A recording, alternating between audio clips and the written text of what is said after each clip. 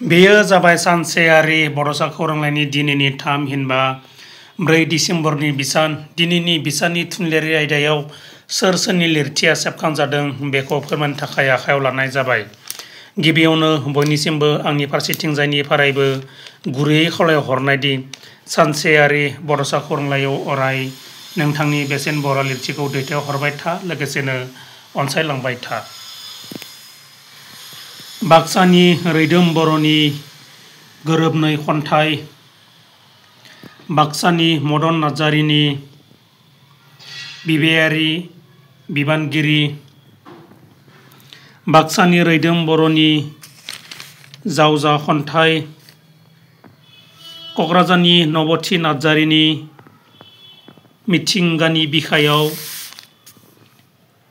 बाक्सानि रैदोम बर'नि जावजा खन्थाइ, जुगामि ब्रह्मनि फै जों आवगायदिनि,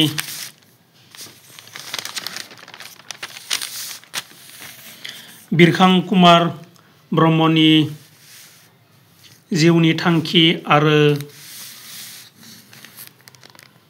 बेनजिन बरगयारिनि गोज्जा गलाप बिबार खन्थाइया सेबखांजादों आरो अतुल खारजिनि हिनजावसो लाबावनो आरो डक्टर सुनिल फुकन बसुमतारिनि मोनथाइ सुंद' सल'आबो सेबखांजादों।